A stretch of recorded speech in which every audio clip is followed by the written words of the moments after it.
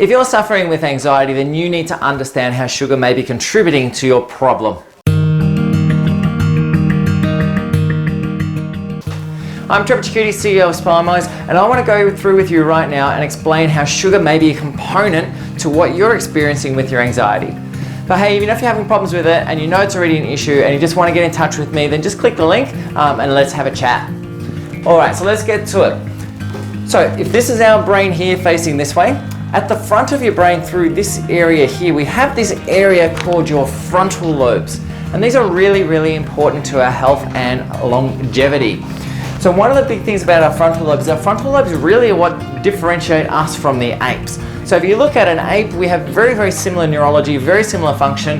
The big difference is the level of frontal development that we have as humans compared to what apes do. And this also affects our posture as well. So the changes in our frontal lobes allow us to stand with an extended upright posture as opposed to the apes, which tend to be hunched and rolled in. And this is one of the reasons why you see people start hunching and rolling their shoulders as they get fatigued, because we start losing this frontal lobe. But from an anxiety perspective, the big reason that this is really important is our frontal lobes to a great extent help block or control emotion. And this is a critical thing for us. We need to understand that part of our anxiety are the things that drive our emotional state, but part of the anxiety as well is the things that lack of inhibition, the things that are stopping the control of emotion as well, the things that allow you to rationalize your situation. And these really are your frontal lobes. Now, if you remember, we have a split down our brain. We have a right and left half of our brain. This is also important for our frontal function. So our right side of our frontal lobes, these seem to have somewhat of a calming or a joyful effect on our well-being. So they're things that kind of keep us happy and keep us calm and keep us rational to a great extent. They have a huge effect of controlling our emotional state. Our left side, however, is more of our motivational side. Now, I know I'm being a bit simplistic here, but it's more the side that gives us our do, our ability to get up and motivate ourselves to get through with life. So when we have problems with our right side, we tend to end up with anxiety-based issues. When we have problems with our left side, we tend to have more depressive, motivational type issues. So there's a whole lot of different factors that influence our frontal lobes, things like jaw function and a whole lot of other stuff, and you can watch some of my other videos on jaw health and how you can assess to see whether or not that may be contributing to it. But one of the big things that we look at as well is what we call neuromodulators, or neurotransmitters, some people also call them. And the key one with right frontal lobe function is one called serotonin that you may have already heard of.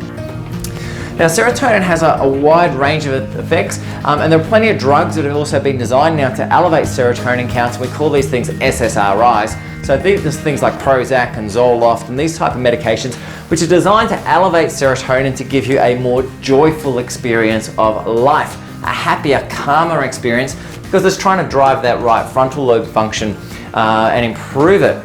But there's plenty of things we know that affect serotonin levels as well, just in daily life. So for instance, one of the biggest things you can do to get your serotonin levels up is to spend time in a blue sky. So the higher the barometric pressure, the more stimulation we have for serotonin production and the happier you are. Hence we have the winter sads. Other things we know is being around people, socializing with people also has an effect on serotonin, something that's really important at the moment. So if we start looking at the way serotonin is actually produced in the brain, serotonin is actually produced from a substance known as 5-HTP. And some of you may have heard of supplements called 5-HTP. This is what they're designed to do, is stimulate serotonin production. And then there's another substance called tryptophan, which is an amino acid, which is kind of like a building block of protein. And this amino acid is what gives rise to all of this stuff.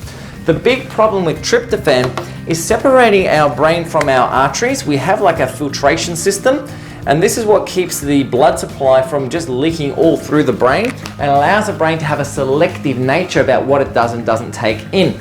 So the thing we have with it is this membrane here actually blocks tryptophan from getting into the brain. So the way we actually get tryptophan through the brain is to what we call actively transport it, and surprise, surprise, that involves the substance glucose, which is a form of carbohydrate. So if we start having high amounts of glucose or high amounts of high GI carbohydrates in the diet on a regular basis, we develop this thing called insulin resistance. And as we develop insulin resistance, the problem with that is our ability to actively transport tryptophan into the brain tends to reduce. So the only way we can get it in there is to have higher and higher and higher amounts of sugar in our diet, which allows that to occur. And this is one of the reasons why some people, after they have a large meal, may potentially feel tired later on, especially if it's a high carb meal, is because they're pushing a whole lot of tryptophan into the brain, which comes into, eventually forms serotonin, which has a calming effect on all our system. And surprise, surprise, serotonin actually breaks down to form melatonin, yes, the sleep hormone, the one that calms you down at night. So what are some of the telltale signs that you're having an issue with this mechanism or with blood sugar in general? So a couple of interesting things that I put down here. One, being tired after meal. So if you have a large meal, not necessarily a high carb meal, but just a large meal and you're feeling tired after the meal, there's plenty of other reasons, but one of the things can be that we're having blood sugar issues with this. If you're hungry within 30 minutes after eating, that can be another sign of insulin resistance.